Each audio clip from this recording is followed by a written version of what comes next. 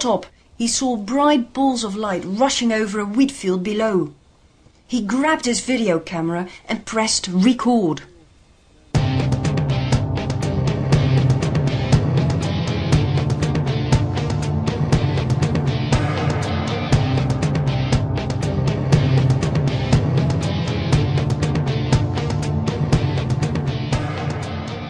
When we take a closer look at this remarkable footage, we see several interesting similarities between these lights and those filmed on different occasions in later years. For instance, once again we see the acceleration feature.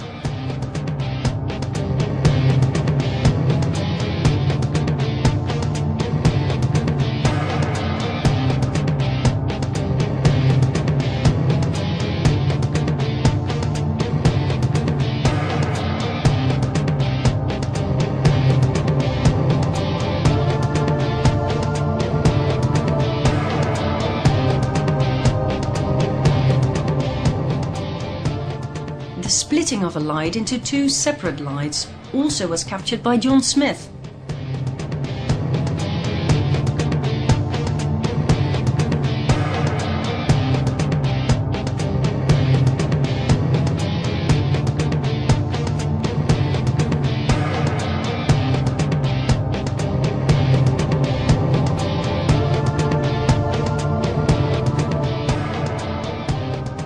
And how about this feature?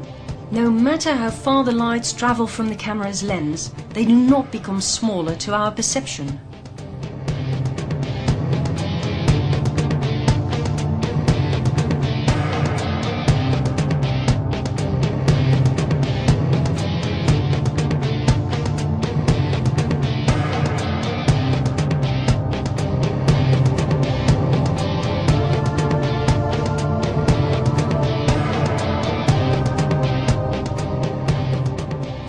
Despite all these anomalous similarities, many people still believe the Oliver's Castle footage to be a hoax. The footage is simply too good to be true. But then, in the year 2000, scientist Dr. Eltje Hazeloff from the Netherlands delivered what appears to be a convincing and ultimate proof. If you perform trivial experimental physics to the plans in these crop circles, you can in fact deliver scientific evidence that these balls of light might very well have caused the crop circle. Inside crop circles, it was discovered 5 or 6 years ago that the nodes, which are the knuckles in the stems, are actually much longer, quite often. And it is suggested that this increase in length is a result of heat.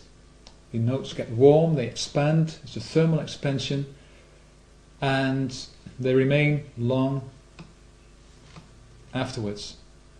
So you can measure the increased node length. And that's exactly what he did. He sampled several crop circles and very meticulously measured hundreds of nodes.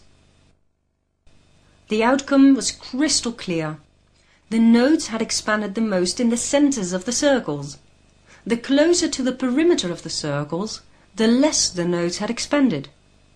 Dr. Hazeloff then compared this distribution model of node lengthening with several other mathematical models and discovered a 100% match with one of them. The mathematical model of electromagnetic radiation distribution of a point source. If you take the electromagnetic model for a point source, which is a ball of light, it's a small source of electromagnetic radiation, and you look at the intensity distribution of this radiation on the floor level, then it's something you can calculate. It's easy, it's straightforward physics. You can compare this with the light intensity distribution from a light bulb hanging on the ceiling. Right below the light bulb there's a bright light, and towards the edges it gradually falls off towards darkness. And this can be determined quantitatively. If you know the height of the lamp, you know exactly what the light distribution is. And it turns out that the node lengthening, as measured in the field, corresponds perfectly to the distribution of a small electromagnetic source hanging above the field. And when I say perfectly, I mean perfectly. This is not rocket science, this is trivial experimental physics. And the statistical relevance is 100%. So when somebody says this crop circle was made by a ball of light, which is a very strange story, the physical evidence corroborates this perfectly. It perfectly supports these eyewitness accounts. Dr. Haseloff's paper was peer-reviewed, accepted and published in October 2000 by the internationally recognized scientific journal Physiologia Plantarum, the consequences of which were overwhelming. For until scientifically proven otherwise, it is now a scientifically accepted fact that at least some crop circles were generated by balls of light. Researchers and scientists were left baffled.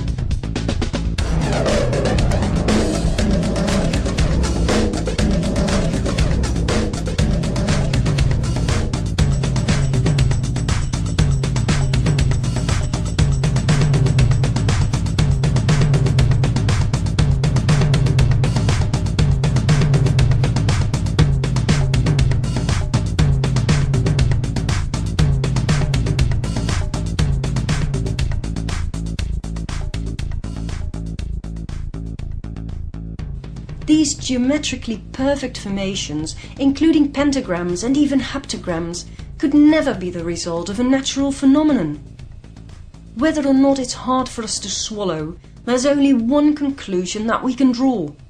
The circle-making balls of light show intelligent behavior.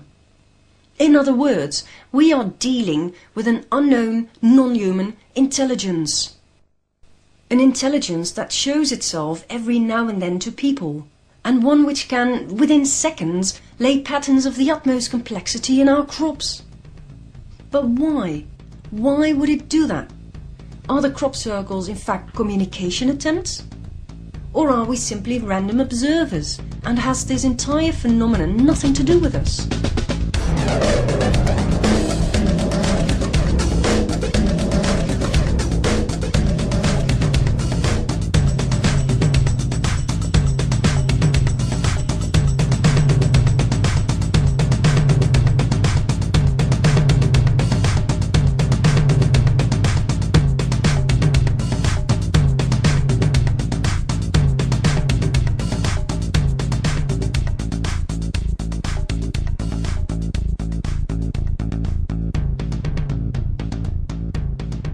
Well, many eyewitnesses are convinced the lights did seem to respond to their thoughts.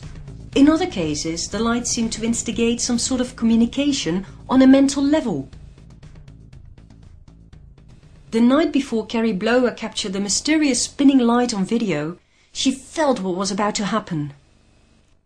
I was at my friend's house last night and I was talking to Diane Krishna and Nancy Talbot, and I told them that I had a feeling that I wanted to film a luminosity.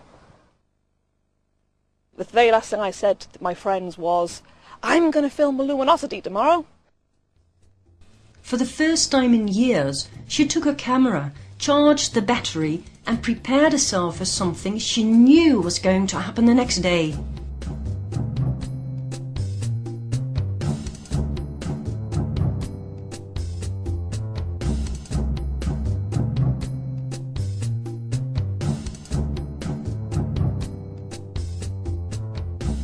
I find it more than a huge coincidence.